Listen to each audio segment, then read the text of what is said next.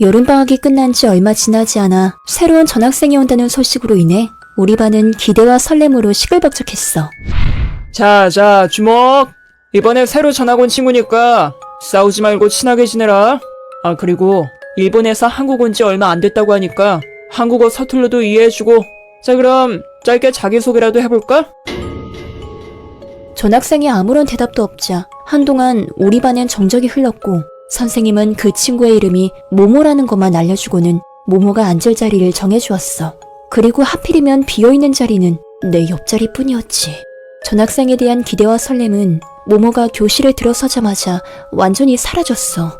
친구들의 얼굴에는 알 수 없는 불안감과 당혹스러움이 번졌지. 모모의 얼굴은 무언가 기이하고 불편한 느낌을 주었고 가까이 있을수록 묘하게 불쾌한 냄새가 코를 찔렀어. 기괴한 얼굴 때문인지 불쾌한 냄새 때문인지 그 누구도 전학생과 친해지려 하지 않는 분위기였지. 하지만 순수한 선이었는지 아니면 단순한 호기심에서 비롯된 건지는 나 자신도 알 수 없었지만 나는 먼저 말을 걸어보기로 했어. 너 한국말 할 줄 알아? 일본 어디에서 왔어? 한국엔 언제 온 거야? 나는 모모에게 이것저것 질문을 던졌지만 모모는 나를 쳐다보지도 않고 그저 정면을 응시한 채 어딘가 이상한 웃음을 지으며 키득거리기만 했어. 못 알아들은 거야, 못 들은 거야? 아직 한국말이 많이 서툰가?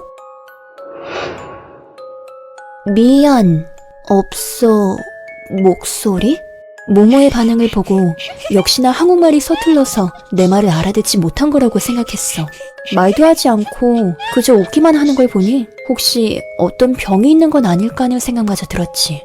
괜히 내가 너무 많은 질문을 던져 부담을 준 건가 싶어서 바로 미안하다고 사과했는데 목소리 줄 수 있어? 이게 무슨 소리야? 아, 번호 달라는 소리였구나? 무슨 말인가 했네. 근데 이거 옛날 폰 아니야? 되게 신기하다. 내가 번호를 건네주자 모모는 갑자기 환한 미소를 지었어.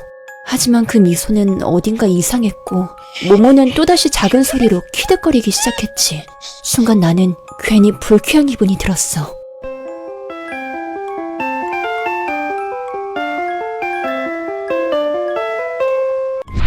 하교 후 친구들과 함께 카페에서 한참 수다를 떨며 즐거운 시간을 보내고 있었어. 그런데 문득 어디선가 불쾌한 시선이 느껴졌지. 처음엔 단순한 기분 탓인가 했지만 점점 그 시선이 날카롭게 느껴졌어. 나는 불안한 마음이 시선을 돌렸고 그곳엔 모모가 미소를 띤 채 서 있었지.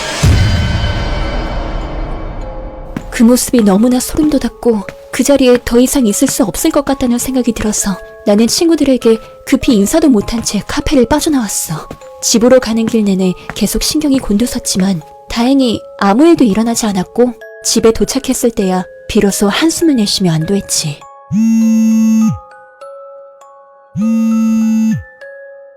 뭐야, 이 시간에 누구야? 모모? 근데 화면은 왜 이래? 새벽 2시라 순간 화가 치밀어 올랐지만 아까 낮에 있었던 일 때문에 복잡한 마음으로 전화를 받은 후 차분하게 말하려는데 미안해. 모모는 내가 전화를 받자마자 뜬금없이 사과를 했어. 순간 어리둥절했지만 낮에 있었던 그 이상한 행동들에 대해 사과하는 건가 싶어 그냥 괜찮다고 대답한 후 전화를 서둘러 끊었지. 말을 할 줄 아네? 그럼 학교에서는 왜 말을 안 한 거지?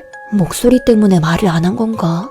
모모의 사과를 듣고 나서 처음엔 내가 너무 예민하게 반응했던 것 같아 안심했어. 모든 게 단순한 오해였던 것 같았지. 하지만 진짜 문제는 그 다음부터였어. 다음날 새벽 2시 그리고 그 다음날도 어김없이 같은 시간에 모모에게 전화가 걸려왔다는 거야.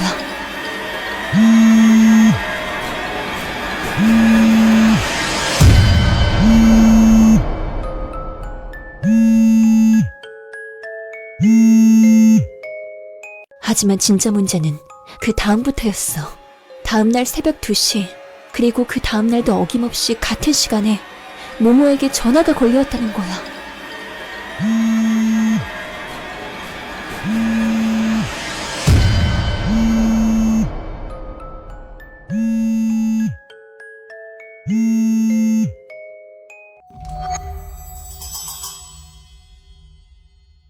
처음 며칠 동안은 모모의 전화를 받아줬어. 혹시 무슨 급한 일에 있는 건 아닐까 하는 마음에서였지.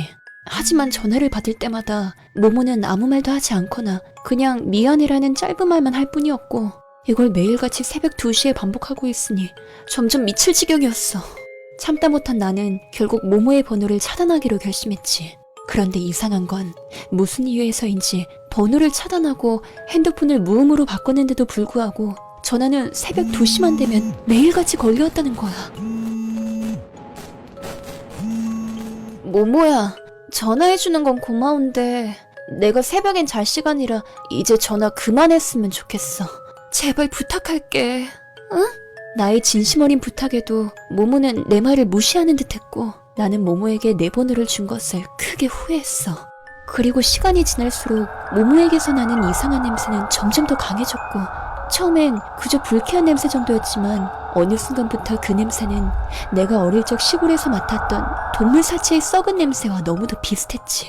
모모에게서 나는 악취는 날이 갈수록 더 심해졌고, 반 친구들 사이에서도 그 냄새에 대한 이야기가 끊이질 않았어.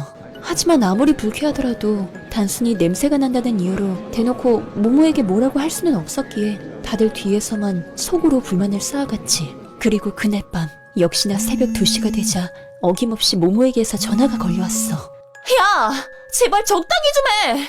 도대체 나한테 왜 그러는 건데? 하리나, 나 좀 도와줘. 나 좀 살려줘. 뭐? 갑자기 그게 무슨 소리야? 너 지금 어딘데? 무슨 일 있어? 학교. 갑작스러운 상황에 당황한 나는 무슨 일이 생긴 건 아닐까 하는 불안감에 112에 신고를 한 후 서둘러 학교로 향했어. 학교에 도착하자마자 나는 모모를 찾아 헤맸고, 어둠 속의 학교 건물은 더욱 낯설게 보였지. 그리고 우리 반 교실 창문 너머로 말도 안 되는 광경이 눈앞에 펼쳐졌어. 내가 본 장면은 현실이라고 믿기 어려울 정도로 소름 끼치는 모습이었지. 그것의 몸은 마치 달개 몸과 유사했고, 머리는 분명 모모의 얼굴을 하고 있었어. 더 소름 끼치는 건 그 기이한 존재가 내 책상 위에 꼿꼿이 서 있었다는 거야. 저게 뭐야? 뭐야, 어디 갔지? 너 목소리 좋다. 목소리 줄 수 있어.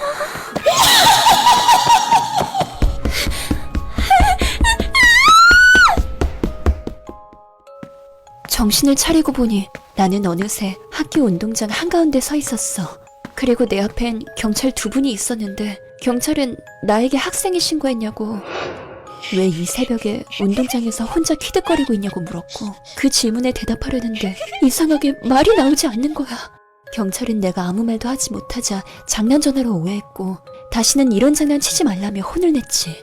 그들의 눈엔 내가 이상해 보였던 것 같아. 하지만 시간이 시간인지라 경찰은 나를 집까지 데려다 주었어. 그리고 그날 이후로 나는 말을 할 수 없게 되었지.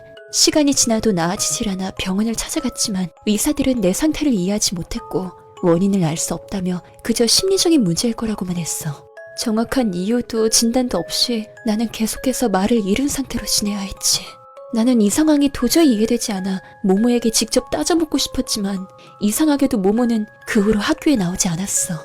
담임선생님 말로는 모모가 갑자기 등교를 하지 않아 직접 모모의 집을 찾아가 봤는데, 선생님이 찾아간 모모의 집은 이미 오랜 시간 동안 아무도 살지 않는 폐가였다고 해.